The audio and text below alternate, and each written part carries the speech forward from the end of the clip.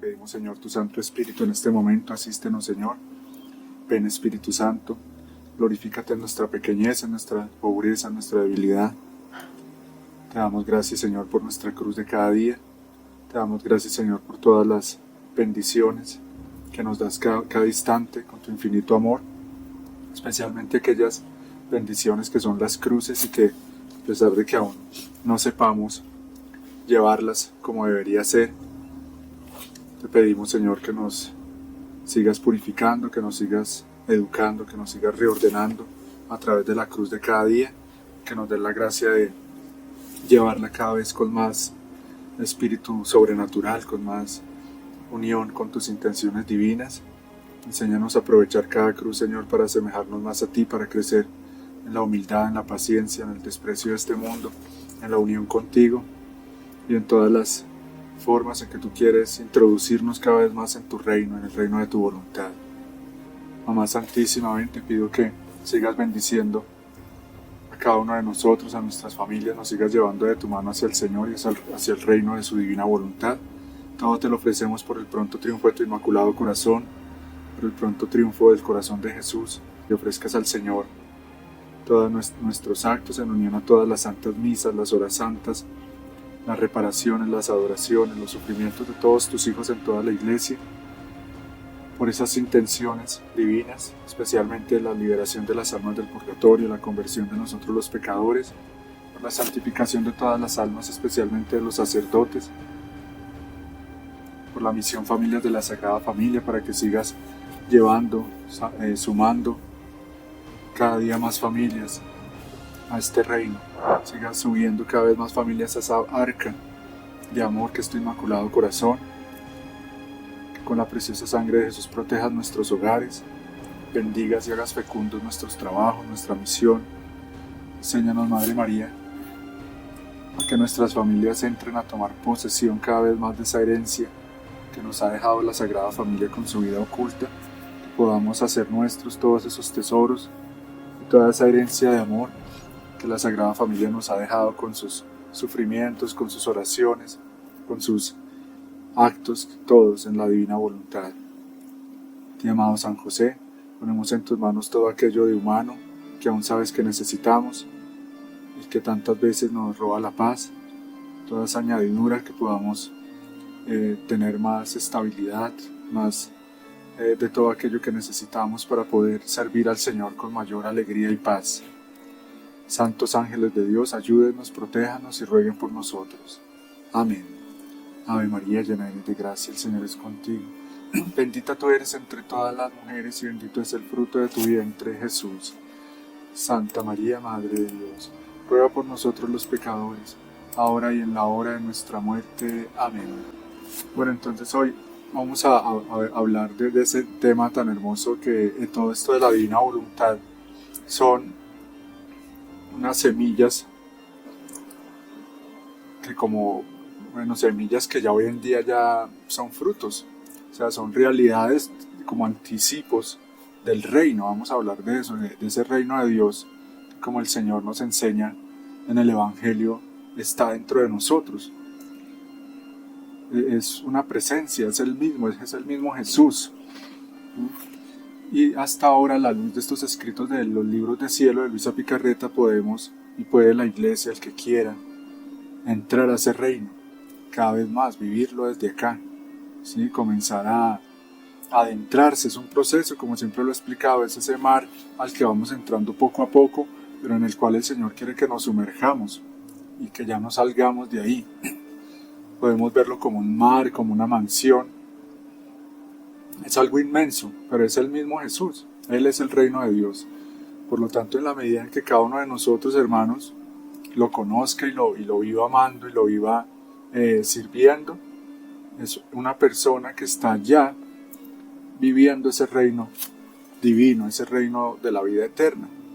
Y la frase que tanto repetimos de Juan 17 es esa vida eterna, es ese conocerlo a Él precisamente. En la medida en que yo lo conozca, estoy eso, o sea, el estarlo conociendo es estarlo viviendo.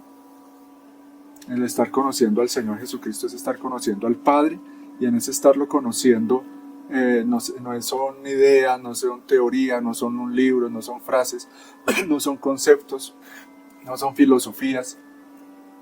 Es una persona divina, es mi papá, es mi salvador, es mi amigo, es mi esposo, es mi hermano. Y en ese estarlo conociendo es estarlo viviendo. Por eso podríamos decir, las almas que están en la divina voluntad, vivimos a Dios, vivimos en Dios. Maravilloso, somos muy afortunados. Podríamos decir que en el mundo hay almas que por la voluntad humana están viviendo la muerte, están viviendo al diablo, están viviendo en él, en la oscuridad, están viviendo. O sea, son presencias, son cuerpos místicos, son atmósferas, son formas de vida. Entonces el reino de Dios es eso, es una forma de vida.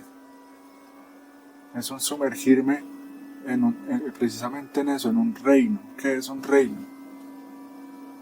No es un castillo, no es una corona, no es un gobierno, no es una política.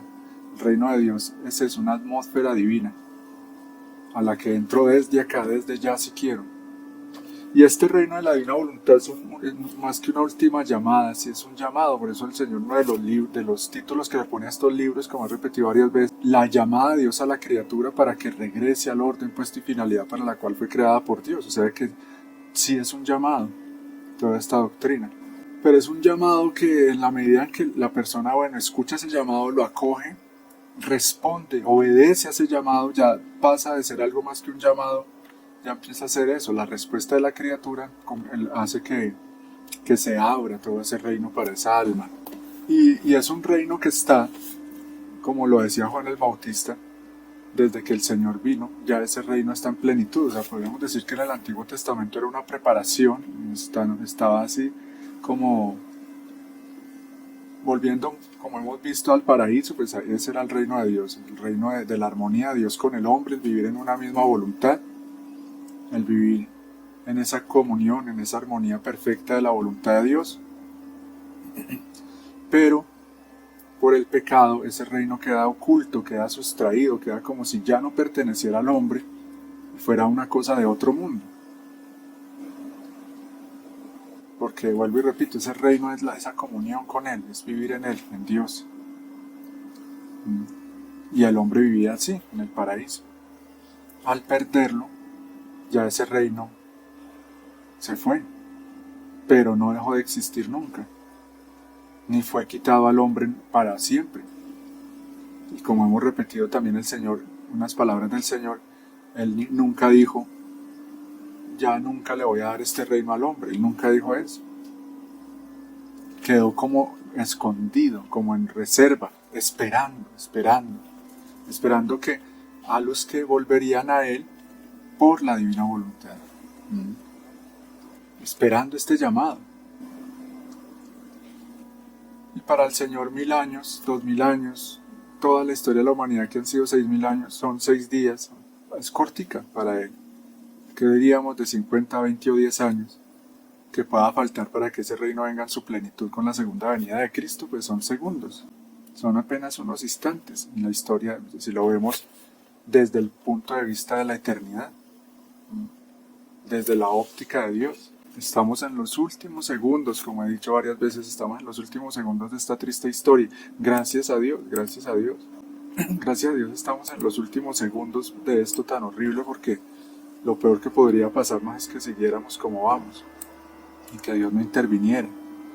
Pero hay personas tan ciegas e insensatas que quisieran que el Señor no viniera, que esto siguiera así, que aquí estamos muy cómodos, como si aquí estuviéramos muy bien.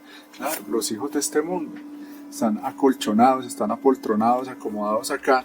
Entonces, claro, no quieren que esto se les acabe. Pero los hijos de Dios cada vez nos pesa más este destierro. Y el que no lo vea así, el que no lo sienta así, cuidado, está mal. El que esté muy contentico acá, muy amañado acá, cuidado, se está perdiendo, está engañado. El que sienta o piense que sería mejor que el Señor Jesucristo no viniera y que estás esperando al anticristo, que ese sí viene, no a acabar este mundo, sino supuestamente a arreglarlo, ¿sí? Supuestamente a solucionar los problemas de la humanidad para que pueda volver el hombre a gozar de ese falso paraíso que ha construido, de comodidad, de maquinitas, de aparaticos. de redes que lo tienen bien enredado, bien engañado. Pero no, el reino de Dios es otra cosa totalmente diferente a este muladar. Esto es un basurero en comparación al reino de Dios. Esto es un basurero lo que el hombre está creando y ha hecho. Esta jaula de maquinitas y de artificio y una esclavitud. Donde ¿qué pasa ahí? ¿Qué alegría, qué felicidad, qué plenitud? No la hay. Todos son bagatelas. Y estas generaciones de estúpidos ya se les olvidó y piensan que sí, que esto aquí está muy bueno porque se están conformando con unas pequeñeces. O sea, el hombre de ahora está tan empequeñecido en estupideces, pero no en esa pequeñez que el Señor quiere, que es la puerta de entrada al reino. Como he repetido, por eso Luisa es la pequeña hija, porque la pequeña es esa llave de entrada, esa pequeñez, la pequeña hija de la divina voluntad, porque esa es la llave para entrar a ese reino. Pero empequeñecidos me refiero yo en el mundo a un demonio, a que el demonio ha robado al hombre y lo ha dejado eso, miserable y pequeño, entiendo que realmente es algo muy grande y que fue creado para una vida muy grande. Entonces, el Señor, como lo dice, el reino de los cielos está cerca, muy cerca, porque Él ya estaba ahí. Jesús inaugura ese reino para hacer la voluntad del Padre en la tierra como en el cielo. Y a la medida que uno va conociendo a Dios, va conociendo su forma de actuar, ¿sí? Su estilo, su pedagogía. A Él no le gusta la magia, como yo he repetido mucho, no se impone, no hace show, todo va progresivamente como uno ve que Él actúa, como crecen los árboles, como se mueve la naturaleza, de una forma que al ritmo del hombre moderno pareciera lenta, una forma como lenta, como otro ritmo, ¿sí? Dios va a otro ritmo. Pareciera que no tuviera afán. Mire cómo le deja al demonio, mire, ya el hombre está llegando a unos extremos de pecados y de barbaridades que uno dice, Dios es muy paciente, muy paciente. Gracias a Dios, Dios es Dios, y no cualquiera de nosotros, tan imperfectos. Pareciera que va lento, pero no es que sea lento, sino que Él es el dueño del tiempo y de la eternidad. Entonces el afán no es de Dios, es de nosotros, del mundo y del demonio y de la carne. El afán de Dios no. Por lo tanto ya lleva en ese proceso estos 6.000 años, nunca el Señor ha dejado, eso lo tenemos que tener claro. O sea, no es que el reino Dios como que lo fabricó ahora hace poquito y ahora nos lo trae fresquecito a través de Luisa Picarreta con los libros de cielo.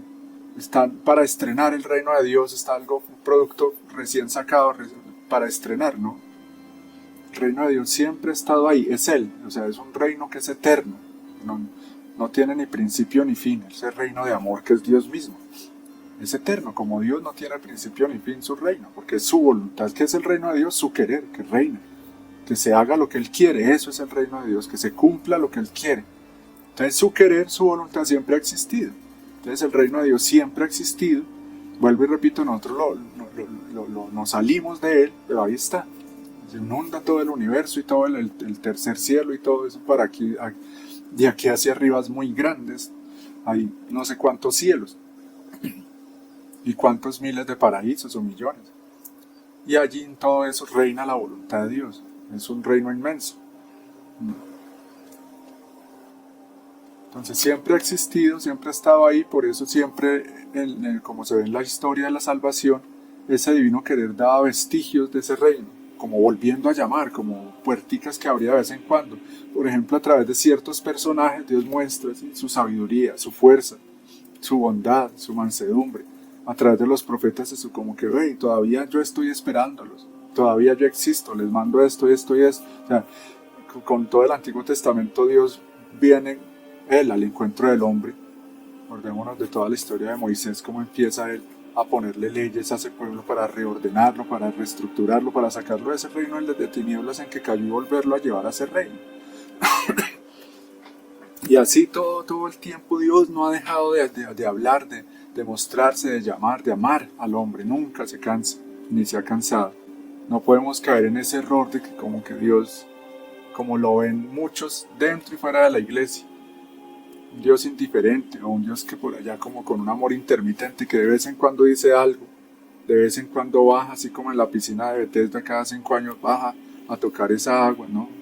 una vez al año, o que se cayó o como los tradicionalistas extremos que desde el Concilio Vaticano II ya Dios como que dejó a la iglesia en manos del diablo y se quedó sin actuar y se quedó callado y con los brazos cruzados. No, el Señor todo el tiempo ha estado que construyendo, no construyendo ese reino, sino invitándonos a ese reino, que vuelvo y repito, ahí está, siempre ha estado ahí, la puerta abierta a algo tan inmenso. Y Él está, sigan, invitando.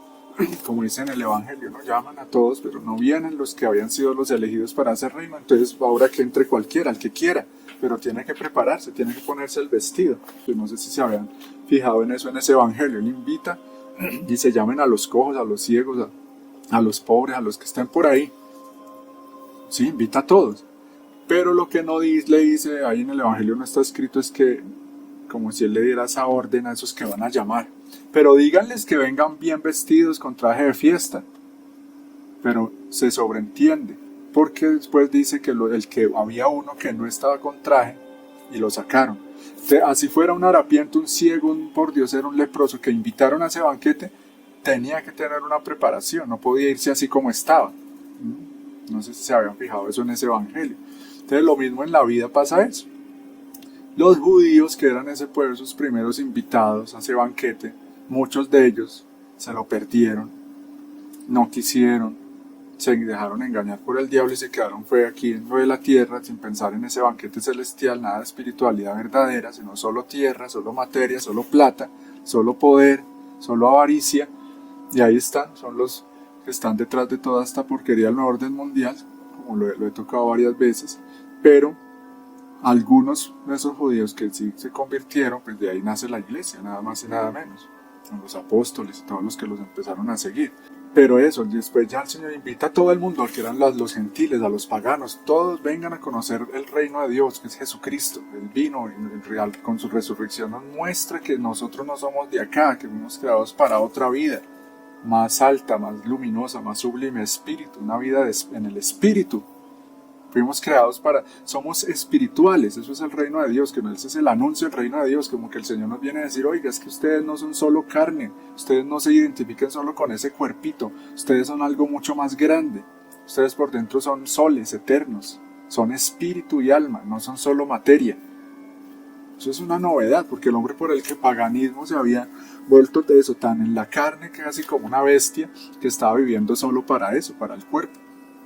Como vive el mundo hoy en día todavía, en el paganismo. Entonces, como hoy en día todavía tenemos que decirle a la gente y recordarles, oye, es decir, tú no eres solo este cuerpo, tú eres alma y espíritu. Pero el demonio ha logrado eso, envenenar tanto a la gente que muchos hoy en día piensan que la vida es esto aquí y no más, y que después de esto ya no hay nada más. Qué triste, o sea, yo no entiendo cómo esa miserable gente puede vivir sin esperanza, una vida totalmente sin sentido. ¿Para qué vivir así? Sin la verdad, o sea, vivir en una mentira. Muy triste eso, o sea, qué miedo, qué horror, qué dolor. O sea, le da a uno como náuseas de imaginarse nomás cómo es una vida sin fe, una vida sin Dios, una vida sin espiritualidad, una vida sin oración, es una vida que apesta. Así la disfracen de todo lo que quieren. Pero es una vida miserable, peor que la de un animalito. Por eso, si el que alguno que me escuche por ahí que está así viviendo una vida así, no, hermanito, te invito a que veas el otro lado. Hay una canción que se llama así, Al otro lado. Y dice, al otro lado hay mucha luz, hay un universo celestial. Aunque a este lado se haya visto solo un cuerpo herido, dice en una parte de la canción, ¿sí? Y un muerto que pareciera que ha sido derrotado, con un letrero en hebreo, latín y griego que decía el rey de los judíos, a este lado se ve eso, un muerto. Pero al otro lado hay un rey hermoso, con su reino de paraísos eternos. Al otro lado, créelo. Y para ese lado tú fuiste creado. No te quedes en este atrapado, pues aquí todo es vano. Por eso créele. Esta canción es hermosa, porque o sea, es al otro lado de los sentidos, al otro lado del altar, al otro lado de la cruz, hay mucha luz, hay mucha libertad. Hay una parte que dice eso, hay mucha luz, hay mucha libertad. Al otro lado, créelo. Tremendo eso, para ese lado fuiste creado, no te quedes en este atrapado. Que si la gente está viendo solo de este lado, del lado de los sentidos, del yo, de un mundito que se está consumiendo cada instante, un mundito que va a su fin, a su ruina. Un mundito en el que está reinando Satanás. Y piensan que no hay otra cosa. No. Al otro lado es inmenso, hermosísimo, grandioso. Entonces miren cuánto, hermano, necesitamos de la fe. Perdidos, por eso todo el plan, toda la estrategia del demonio fue quitarle la fe a la gente. Un hombrecito, un joven, una persona sin fe, es una marioneta del demonio, lo tiene en sus manos. Terrible eso. Sin la fe verdadera, porque hay mucha gente que perdió la fe, se dejó robar la fe católica, auténtica, que transforma, que salva, pero sí cree en todo lo demás, o sea, sí cree en lo invisible, cree en estupideces, cree en brujos, en brujas, cree en... ya lo sabemos, ¿no? El que no cree en la verdad resulta creyendo en todas las mentiras. En fin. Entonces dice, Jesús recorría Jesús toda Galilea enseñando en las sinagogas, proclamando la buena nueva del reino. También a otras ciudades tengo que anunciar la buena nueva del reino de Dios. Vosotros sed santos como es santo vuestro Padre Celestial.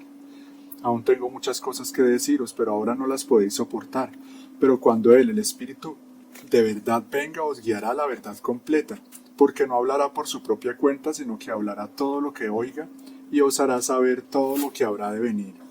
Y esto por eso han dicho en San Aníbal de Francia y los que han estudiado la doctrina de la divina voluntad, que es la obra del Espíritu Santo, es el tercer fiat ahí, plasmado en verdades divinas en libros. Y ahí se está cumpliendo totalmente esta promesa del Señor. El Espíritu Santo ya no les está dando esa verdad completa. Porque aunque es el Señor Jesús el que dicta los libros y dialoga con Luisa, pero pues ellos como son uno, pero es el Espíritu Santo el que nos enseña, el que nos, o sea, leer los libros, el Espíritu Santo, el Señor está ahí habitando en nosotros para que los entendamos y los vivamos, y es el Espíritu Santo el que va haciendo esa obra en nuestro interior, el que nos va asemejando a Jesús, el que nos va dando todas esas gracias, esas luces infinitas que solo Dios sabe, todo lo que está pasando en el interior de cada uno de nosotros, en esta lucha entre el bien y el mal.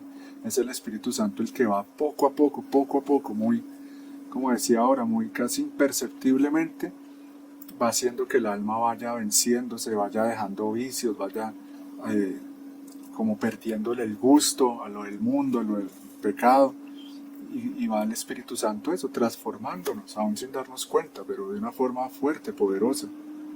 Es que nosotros por vivir tan afuera no entendemos, no nos damos cuenta, pero eso del campo de nuestras almas, eso es tremendo, o sea, no es cualquier cosa. Cada ser humano cuesta mucho, le cuesta a Dios, le cuesta mucho.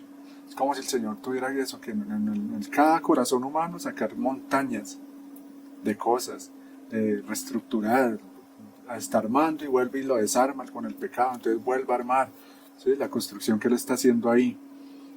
Y por eso el Señor lo dice, hablando del reino, lo que ya hemos repetido, cada alma es un reino, y así tengo que yo empezar a visualizar las cosas, hermanos. Cambia mi concepción de la vida si yo entiendo eso, cada alma es un reino, empezando por mí mismo, algo inmenso, tan reino que hay guerra, de ejércitos, dentro y fuera de cada alma. Alrededor de cada alma, por cada alma, hay esa guerra continua. Pero por el yo, la mayoría dormidos, y a veces como nosotros como que despertamos, pero otra vez nos aletargamos por la cultura en la que estamos, ¿sí? muy al vaivén de este mundo. Mire, por ejemplo, estas reuniones, ¿a cuántos cientos de personas les llega la invitación a esta reunión? Y les llegó desde hace tantos meses, y mire tan poquitos que asisten. ¿Qué dan? ¿Qué puede ser más importante que descubrir a Dios y conocerlo, que vivir en su voluntad? Pues sería más importante ir a misa, pero a esta hora ya no hay misas. Entonces, ¿qué están haciendo? Mundo, tierra, cuerpo, o bueno, la familia, pero sirve todo el resto del día. Y además es que esto no es todos los días, es una vez a la semana. Entonces, por la voluntad humana o la acción del diablo, hay demonios alrededor de cada alma impidiendo que la gente se disponga a conocer esto. Yo felicito a los que luchan y están aquí, son juiciosos o juiciosas, que se disponen para las cosas de Dios y se las toman en serio porque están guerreando y están venciéndose. ¿Sí? Esto es una lucha. Yo mismo hay días que he estado malo, indispuesto, cansado, muy ocupado. Pero no, hay que vencerse. A veces que se ha habido cosas así como de fuerza mayor. Pero ojalá, muchos al menos estén viendo estos videos ya que no vienen a las reuniones. Pero siempre ha sido así con esta misión, y todo lo de la divina voluntad es contracorriente, tienen mucha oposición y el Señor lo dice, ellos usan toda su astucia y su poder para que esto no sea conocido. Entonces, ¿a cuánto se vale? Se vale de las miserias de las personas, el cansancio de la debilidad para impedirles entrar. Es que conocer esto es entrar, hermano, es entrar al reino. Entonces, claro, ¿cómo va a querer el diablo eso? Y esta frase nos lo dice todo, el reino de Dios está entre vosotros. ¿Por qué? Porque Jesús es espíritu y Él está dentro de nosotros, el Espíritu Santo está dentro de nosotros, Dios está dentro de nosotros, o sea, ese reino está ahí. Pero el de visión materialista, el de visión de judío, esperaba y esperan y siguen esperando un reino aquí afuera, material, de show, de armas, de política, de gobierno, de comodidad, de lo que sea, pero no entienden, no tienen esa gracia de ser espirituales, ¿sí? De entender que es que ese todo lo que estaba diciendo es adentro, en el alma, que está ese reino. Pero no, para el mundo moderno, ¿qué alma? Solo intelecto. Para el mundo moderno lo más, digámoslo así, lo más sutil, lo más parecido al espíritu y al alma es lo intelectual, que piensa, la razón, el cerebro. Por eso idolatran el cerebro, la inteligencia, la razón humana. Toda esa parte intelectual la idolatran. Pero eso es solo una parte de lo que es el alma del ser humano. Pero hacen a un lado todo, como no tienen en cuenta el alma y la dimensión espiritual, pues hacen a un lado todo el campo de lo que son las virtudes. No le dan importancia al amor, no le dan importancia a la humildad, no se le da importancia a la pureza, no se le da importancia a eso, a ese campo de las virtudes, no se le da importancia a la vida interior, a la mística, a la oración, a toda esa dimensión vertical que es la más grande, la más importante, al otro lado. No se ve ese otro lado. Entonces están cieguitos ante la vida, ante la realidad, viviendo de ficciones. Dan lástima. Los poderosos de este mundo y los borreguitos que los siguen. En su engaño. Millones y millones de almas engañadas, dormidas. Para disponer a las almas a vivir en mi querer, quise ser el primero en rogar, diciendo: Padre nuestro que estás en los cielos. No dije Padre mío, sino que lo llamé Padre de toda la familia humana, para comprometerme en lo que debía agregar, que todos santifiquen tu nombre, a fin de que venga tu reino sobre la tierra, y tu voluntad se haga como en el cielo, así en la tierra. Era esta la finalidad de la creación, y yo pedí al Padre que se cumpliera. Y para hacer que este germen fuera conocido, enseñé a los apóstoles mi oración, y estos la transmitieron a toda la iglesia.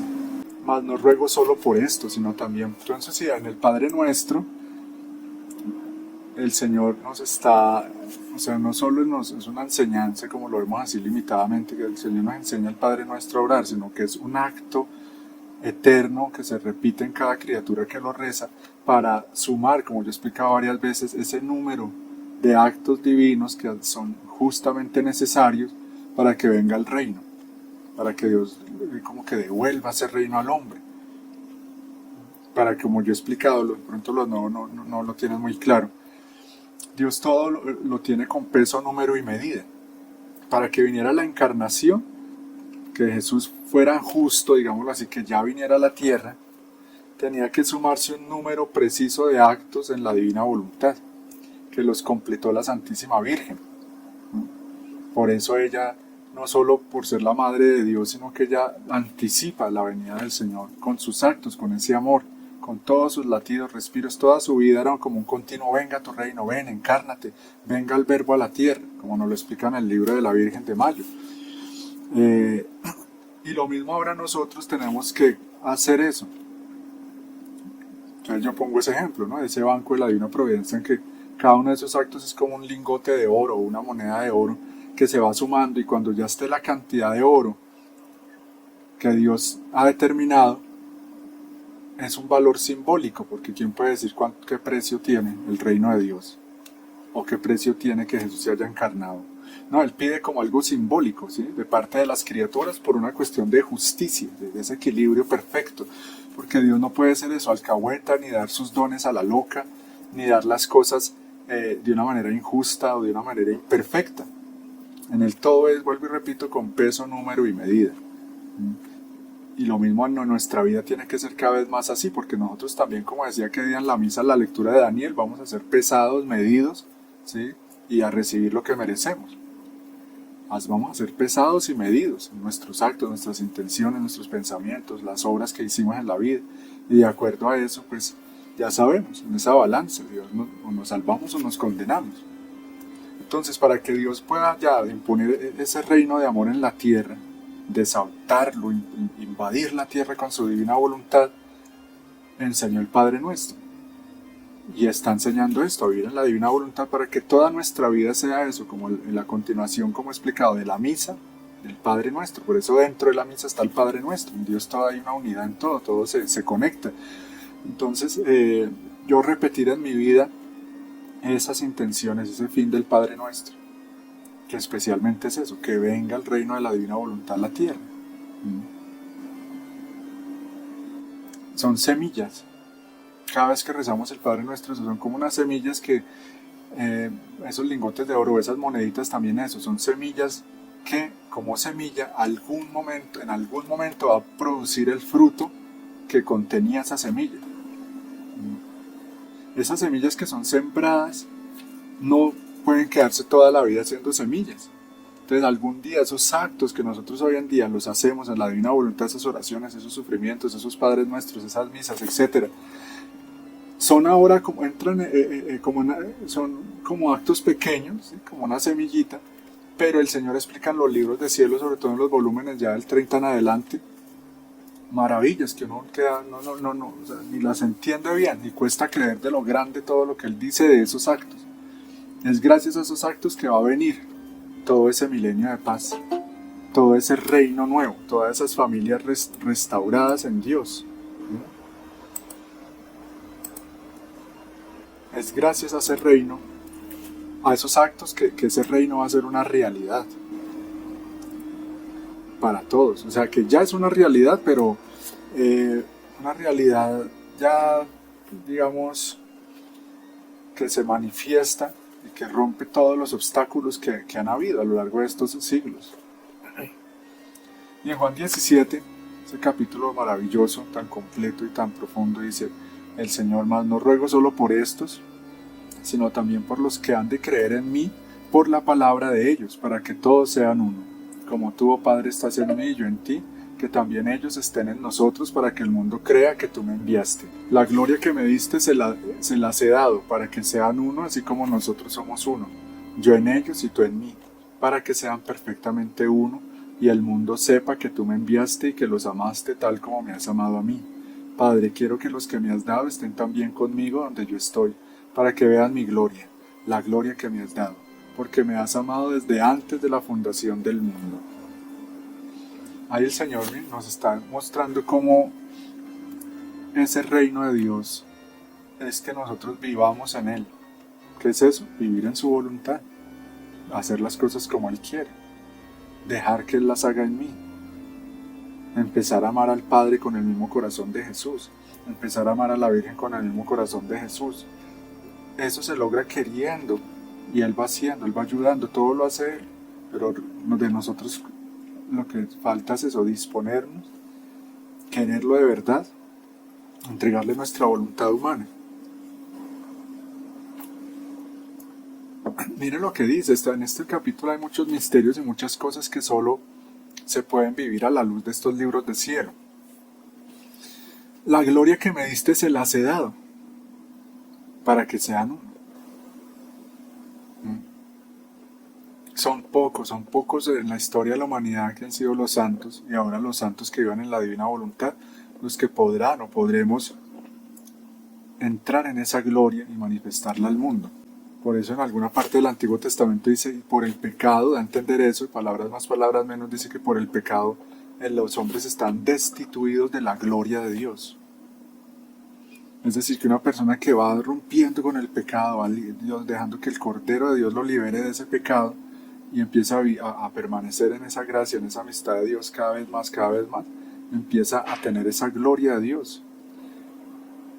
Y según yo no he conocido un santo en vida, o tal vez sí, pero todavía no se sabe si son santos, pero los santos han sido personas que reflejaron esa gloria de Dios. Y la gente lo decía y en los escritos, o sea, lo que irradiaban. No plenamente porque causarían terror. Dios ocultaba ya esa luz, esa potencia que había en ellos de Dios, esa plenitud, esa presencia de Dios, la ocultaba bajo los velos de la carne, como lo hacían el mismo Jesús en la Virgen, en San José, porque si manifestara al mundo lo que había realmente en esas almas llenas de Dios, pues causarían terror. Como le pasó a Moisés cuando le tocó taparse el rostro, que varias veces hemos comentado eso, para que la gente no se asustara. Entonces meditemos en eso. Si yo fuera más fiel al Señor, podría entrar a disfrutar de su gloria, porque Él me la quiere dar. La misma gloria que el Padre le dio a Él, imagínense. ¿Y qué es la gloria? Es que ni siquiera sabemos qué es gloria, no es una palabra. No es decir gloria a Dios. Es un estado de plenitud, de luz, de gloria, de divinidad, de perfección, de gozo. Es como estar en el orden, en la finalidad para la que fuimos creados, pero pobres nosotros en un desorden por la voluntad humana estamos sin esa gloria. Por eso no somos uno. Y como he dicho varias veces, esto no es para antojarnos, no son mentiras, no son exageraciones. No es que el Señor en este capítulo de Juan 17 expuso sus sueños como utópicos, como inalcanzables. Está manifestando un plan divino, infalible. Está diciendo verdades eternas que son a la vez como unas sentencias que nada ni nadie puede impedir que se hagan, ¿sí? Que se cumplan. Entonces, ¿qué nos está diciendo aquí el Señor? Que sí tienen que haber almas que sean uno con Dios, o sea, almas divinizadas. Yo en ellos y tú en mí, para que sean perfectamente uno. Y al mundo sepa que tú me enviaste y que los amaste tal como me has amado a mí. Bueno, aquí nos podemos quedar en este solo capítulo, pero aquí va al Señor eso, rompiendo velos, mostrándonos qué es su reino, qué es lo que Él quiere realmente y que su reino ya está ahí. O sea, vuelvo y repito, es como una mansión a la que solo hay que entrar. Ya está ahí. No la están construyendo, no la acabó de construir, nos está invitando a que entremos ahora, no, es una mansión que siempre ha estado ahí, que es el mismo Dios, su voluntad, y que ahora nos llama a entrar en ella, de una manera más consciente. Si os he hablado de las cosas terrenales y no creéis, ¿cómo creeréis si os hablo de las celestiales? Esto yo lo he citado varias veces para recordar eso, que ahora en los libros de cielo es donde ya el Señor nos viene a hablar de esas cosas celestiales, porque ya pasaron 2000 años y ya se supone, o Él ve que ya hay una cierta madurez y ya era el tiempo, ¿sí? O sea, ha sido pedagógico y no podía decir como a un niño que está aprendiendo las vocales, no se le puede enseñar de una vez las consonantes, ¿no? Va en orden. O un niño que hasta ahora sabe algunas palabras, pues yo no lo puedo poner a que me escriba una novela. Hay una preparación, hay un tiempo, que tiene que pasar un tiempo, tiene que haber un crecimiento. Entonces eso, la humanidad tenía un crecimiento, la iglesia tenía un crecimiento, y por eso ya el Señor podía dar esto ahora, porque si lo hubiera dado antes, no era en el tiempo. Y dijo, en verdad os digo que si no os convertís y os hacéis como niños, no entraréis en el reino de los cielos. Mire, la pequeñez puerta de entrada al reino de la divina voluntad. Pero buscad primero su reino y su justicia, y todas estas cosas se os darán añadidas. Por tanto, no os preocupéis por el día de mañana, porque el día de mañana se cuidará de sí mismo. Bástale a cada día sus propios problemas. Y hablando de eso, del reino de Dios, podríamos decir muchísimas cosas. El reino de Dios es también esa paz, ese abandono en Dios, ese confiar en Él. Ahí yo voy entrando. Entonces, bueno, podríamos decir, está el reino abierto, está esa mansión abierta. ¿Cómo sé yo si ya he entrado al menos un poco? ¿Qué es vivir en el reino de Dios en la práctica? Una de las cosas es que vivir en el reino de Dios obviamente es luz, o sea, ya el alma empieza a aborrecer todo lo que sea oscuridad, fingimiento, hacer cosas como en la penumbre, como que nadie me vea, o si no me daría una vergüenza, porque ya no vive en el pecado, vive en la luz, no oculta nada, no tiene que fingir, no es hipócrita, hay transparencia, o sea, es una persona que vive abierta a todo, o sea, a Dios y a los demás, no tiene que ocultar nada, vive en la verdad, habla la verdad, no miente, no tiene que mentir. Ahí esa persona ya está entrando en ese reino, ya entró. ¿Mm? Tiene paz, si haya problemas, pruebas, dificultades, no pierde la paz. Hay algo dentro que le hace no perder la paz. Claro, cuando uno peca puede estar ya en la mansión, pero se sale y tiene que volver a entrar. Y el Señor sabe eso y Él lo permite, como hemos explicado varias veces. Por eso recomiendo ese libro que se llama El arte de aprovechar nuestras faltas. Ahí entiende uno muchas cosas y cómo Dios permite esa lucha con los vicios para que precisamente vaya el alma adquiriendo lo contrario, o sea, la virtud. Él no nos dejó todo fácil y todo dado y todo ahí, no, como hay casos excepcionales en que desde niños ya eran muy virtuosos y muy santos. San Luis Gonzaga, porque ni Santa Teresita, en la historia del alma ya cuenta eso, cómo tenía defectos y luchas y era vanidosita y cosas que ella cuenta. Siempre ha habido una lucha para entrar en ese reino y permanecer en él. Claro, yo puedo ya haber entrado en ese reino, estoy entrando en esa mansión o en ese mar, pero como que retrocedo o me voy mis escapadas. A la luz de estos conocimientos nos van ayudando a ese permanecer. Es súper importante. Como siempre digo, es el reto del verdadero cristiano, como dice el Señor en el Evangelio, permanezcan en mi amor, permanezcan unidos a mí, como las ramas al tronco. Entonces, ese permanecer, eso es el reino de Dios. Voy a irlo descubriendo cada vez más y más y más, porque es algo infinito. Algunos podríamos decir eso, estamos en la antesala, algunos ya han entrado a los primeros cuarticos de esa mansión, pero es un castillo infinito, entonces imagínense. Debemos eso, animarnos para con decisión decir, no, yo ya quiero entrar y no salirme y al más bien descubrir más qué es lo que hay ahí. Descubrir a Dios mismo. Hija mía buena, está decretado en el consistorio de la Sacrosanta Trinidad que mi voluntad divina tendrá su reino sobre la tierra y cuantos prodigios se necesiten los haremos. Miren eso tan hermoso para llenarnos de esperanza en sus promesas.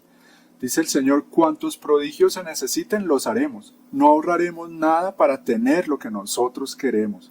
Pero nosotros en el obrar usamos siempre los modos más simples, pero potentes.